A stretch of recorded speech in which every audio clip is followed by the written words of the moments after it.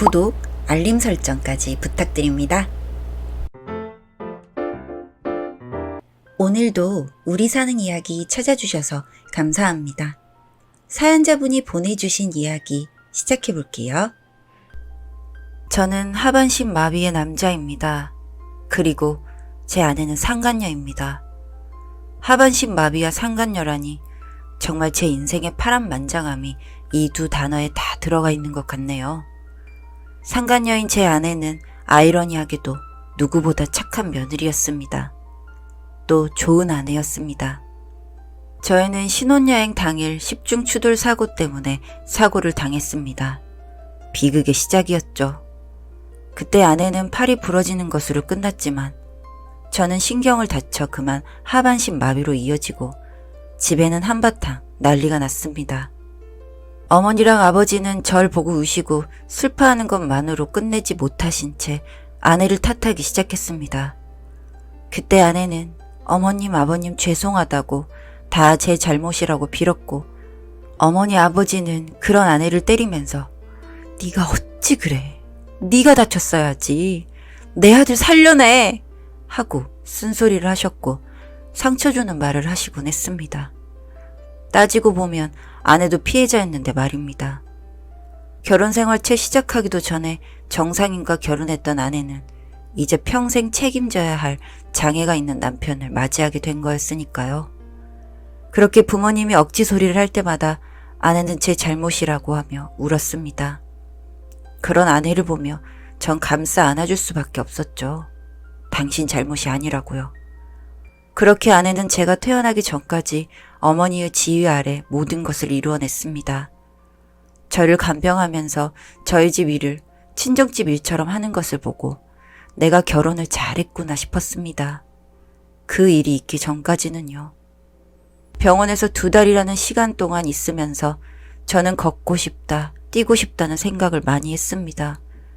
그렇기에 재활치료도 열심히 받았고 팔을 이용해서 약간은 조금은 움직일 수 있을 정도에 저는 드디어 고대하던 퇴원을 했습니다. 아내는 퇴원 수속을 하고 곧장 집으로 향했습니다. 아내는 차를 타고 가면서 그러더군요. 어머님이 당신 보고 우실지도 몰라요. 지금부터라도 당신이 더 잘해드려요. 라고요. 저는 그 말에 멋쩍게 웃으면서 그렇게 하겠다고 대답을 했던 것 같습니다. 역시나 집에 도착하자 절 보신 어머니는 아내에게 너 같은 것한테 우리 아들 내주는 게 아니었어 라며 울음을 터뜨리셨습니다. 사지 멀쩡하던 놈이 일이 되었으니 아마도 어머니는 누구라도 탓하고 싶었을 거라 생각합니다. 그런 어머니에게 아내는 제가 남편 내조 잘하고 앞으로 더 잘할게요 라며 어머니를 안아주더군요. 그런 아내의 품 안에서 어머니는 엉엉 울기 시작하셨고 한바탕 울고 나셔서는 어느 정도 해소된 듯한 모습을 보이셨습니다. 아마 듣고 싶은 소리를 들으셔서 그러셨겠죠. 그렇게 아내는 정말로 저를 끔찍히도 생각했습니다. 불편하다는 말이 나오지 않게 하기 위해 이것저것 다 준비를 해놓았더라고요.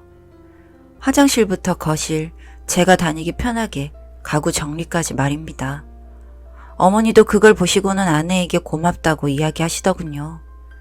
그렇게 저는 병원에 다니고 재활치료를 받는 동안 아내는 잠시 자신의 일을 보고 다시 돌아오곤 했습니다. 그러던 아내는 그날도 역시 제가 조금이라도 걸을 수 있게 도와주신 선생님과 같이 상담을 받고 오겠다고 하더군요. 뭐 종종 있는 일이었고 도와주시는 다른 선생님도 계셨기 때문에 그날은 저 먼저 집으로 가겠다고 했습니다. 아내는 놀라는 표정을 지으면서 그건 안 된다고 했지만 저는 저에게만 매여있는 아내에게 항상 미안한 마음이 있었던 터라 이번에 한번 도전해 보겠다고 했습니다. 병원에서 운영하는 차량이 있었기에 그걸 이용해서 혼자 한번 집에 가보고 싶었으니까요. 그렇게 아내에게 조금이라도 숨통을 트일 수 있는 시간을 주고 싶었습니다. 그런 저에게 아내는 고맙다고 했고요. 그런데 그날 아내는 돌아오지 않았습니다. 그리고 다음날 아침 돌아온 아내는 미안하다고 하며 오랜만에 자유시간을 줘서 친구를 만났는데 술을 마시다가 깜빡 잠이 들고 말았다면서 혼자 있는 동안 많이 불편하지 않았냐고 물었습니다. 그때 불안한 아내의 표정을 눈치를 챘어야 했는데 단지 그동안 고생했을 아내 생각뿐이었던지라 뭔가 그냥 넘어가게 되었습니다. 그리고 평소와 같이 식사를 하는데 갑자기 아내가 아이를 갖고 싶다고 말하더군요. 저는 깜짝 놀라 아내를 바라보니 아내가 다시 한번 우리 아이가 있어야 하지 않냐고, 당신한테는 미안하지만 아이를 너무 갖고 싶다고요. 아내가 그렇게 이야기를 하는데 그 마음도 이해가 되어서 저도 그러자고 했습니다. 그래서 그날 밤은 와인도 마시게 되었습니다. 솔직히 제가 다치고 난 이후 관계는 꿈도 꾸지 않고 살아왔습니다. 뭐 가능하지 않는 일이라고 생각했지만 병원에서도 약의 도움을 받으면 가능하기도 하다기에 한번 노력을 해보았고, 저는 감각이 살아있는 게 아니다 보니 실망스럽기도 하고 좌절감도 느꼈습니다. 하지만 얼마 뒤에 아내는 저에게 놀라운 소식을 전해왔습니다. 자신이 임신한 것 같다며 이제 우리는 부모가 되는 거라며 환하게 웃었습니다. 저도 그 소식이 너무 설레고 행복했고 아내는 저희 집에 전화부터 하더니 어머님, 아버님, 저 임신했어요. 어머님, 아버님 이제 할머니가 되시는 거예요. 라고 전했습니다. 수화기 너머로 어머니와 아버지가 좋아하시는 소리가 들려왔고요. 이게 좋아할 만한 일이 아니었다는 걸 그 당시에는 알지 못했던 게 정말 후회스럽습니다. 그렇게 임신한 아내는 요즘 어머니와 아버님이 자신한테 잘해주신다고 너무 행복했습니다. 사실 이 부분이 되게 미안했죠. 다른 집이었으면 더 좋은 취급받으면서 살고 있었을 텐데요. 아내가 임신한 이후로 어머니는 정말 많이 바뀌셨습니다. 그동안의 모든 사건, 사고들은 다 잊으신 채 앞으로 만나게 될 손주에만 온 정신을 쏟으셨고, 그런 손주를 품고 있는 며느리에게는 더 정성을 다하셨으니까요. 그렇게 아내가 만삭이 되었을 때 이상하다는 것을 알았습니다.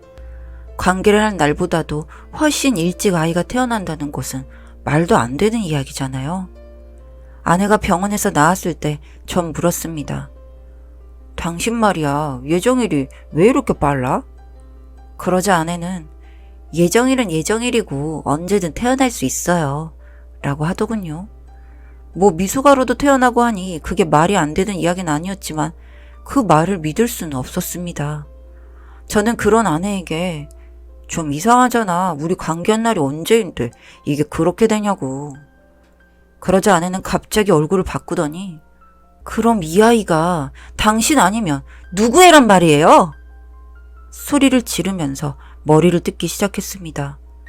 저는 생전 처음 보는 모습에 아내에게 내가 잘못했다고 사과를 했지만 찜찜함은 사라지지 않았고, 그래서 저는 어머니에게 이 사실을 털어놓았습니다. 조금 이상하다고요. 그런데 아직 정확한 것도 아니고 하니 말하지 말라고 부탁을 드렸습니다. 그렇게 얼마간의 시간이 지나갔고 아이는 태어났습니다. 솔직히 어머니와 저는 의구심이 들었기에 아이에게 정이 가지 않았던 게 사실입니다.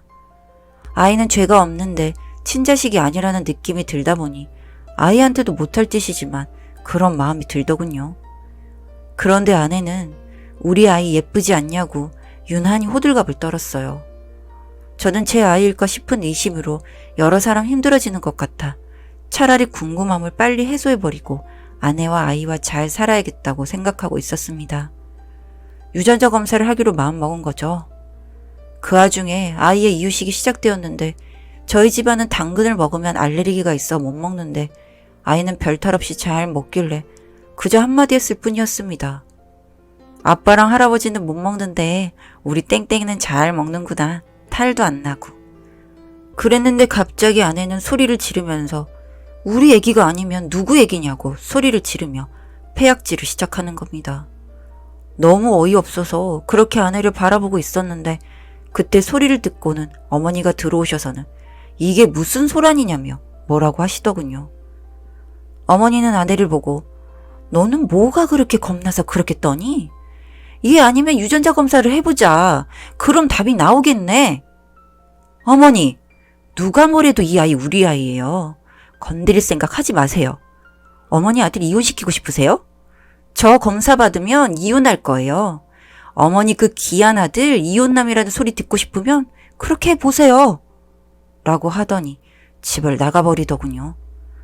엄마도 저도 이건 못할 짓이라 생각하며 제 물건과 아이 물건을 챙겨서 검사를 의뢰했습니다. 결과가 나오기까지 그 시간 동안 얼마나 피가 말랐는지 모르겠습니다. 그리고 결과가 도착해서 열어보는데 정말 설마 했는데 유전자 검사표에 친자가 아니라고 적혀 있었고 이걸 같이 보신 어머니는 쓰러지고 말았습니다. 전 아무것도 할 수 없는 몸이라 아버지께 연락해 어머니를 병원으로 옮기려고 하고 있었습니다. 급하게 오신 아버지에게도 검사 결과를 말씀드리고는 서로 참담한 심정으로 어머니를 모시고 병원으로 갔습니다. 그런데 참 저 같은 놈은 애초에 복이 없었던 건지 단순한 기절이라고만 생각했던 어머니는 그동안에도 아마 뇌혈관 쪽에 문제 신호가 왔을 텐데 본인이 모르셨던 것 같다고 하면서 혈관 하나가 터졌고 이걸 수술해야 하는데 그 이유를 장담하기 어려울 것 같다고 하더군요. 그래도 출혈을 잡아야 했기 때문에 수술은 불가피한 상황이었습니다. 그렇게 어머니를 수술실로 보내고 있는데 어떻게 알고 온 것인지 아내가 울면서 오더군요. 아이는 친구에게 맡기고 왔다면서 수술방 앞에서 어머니 하면서 우는데 너무 서럽게 우는 아내가 안쓰러울 정도였습니다. 그래도 그동안 어머니와 둘의 관계가 정말 좋아졌나 보다 하고 있었죠. 그렇게 10시간여의 수술이 끝나고 어머니는 중환자실로 옮겨졌습니다. 그동안 불효했던 것만 떠오르고 어머니가 갑자기 제 곁을 떠날 수도 있다고 생각하니 죽고 싶은 마음뿐이었습니다. 중환자실 면회 시간이 되기만을 기다렸다가 어머니의 얼굴을 보고 오는 것밖에는 아무것도 할 수 없는 제가 원망스러웠죠. 중환자실 면회 도중에 담당이가 보호자와 이야기를 하고 싶다며 잠깐 복도 쪽으로 나와달라고 했고 아내는 어머니 곁에 있겠다고 해서 그 길로 나왔습니다. 그렇게 담당이는 저에게 그래도 수술이 잘 된 편이고 연세에 비해 회복도 아주 잘 되고 있는 거라고 말씀하시더군요. 그 말을 듣고 좀 마음을 추스리고 어머니가 있는 곳으로 가는데 아내의 수상한 움직임이 보이기 시작했습니다. 뭐지? 하며 아내를 보고 있었는데 세상에 어머니에게 씌워져 있는 산소호흡기를 신경질적인 손짓으로 확 쳐내려버리는 게 아니겠습니까? 아니 이 여자가 무슨 짓이야? 하며 들어가려는데 주변을 두리번거리더니 다시 씌우는 것을 확인했습니다. 전 그 순간부터 그 여자를 믿을 수 없었습니다. 산소 농도가 떨어져서인지 알람이 울리기 시작했고 간호사 선생님이 급하게 오셔서는 이것저것 확인하시고는 큰 문제는 없는지 돌아가더군요. 전 제 옆에 아주 무서운 사람을 두고 있었다는 걸 깨닫고 조용히 쫓아내는 게 어려울 수도 있겠다는 판단을 했습니다.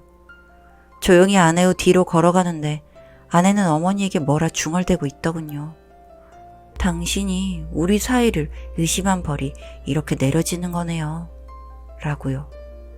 온몸에 소름이 쫙 올라왔는데 제가 온 인기척을 느꼈는지 곧바로 얼굴을 바꾸고는 걱정스러운 눈빛으로 무슨 일로 상담했냐고 묻더군요.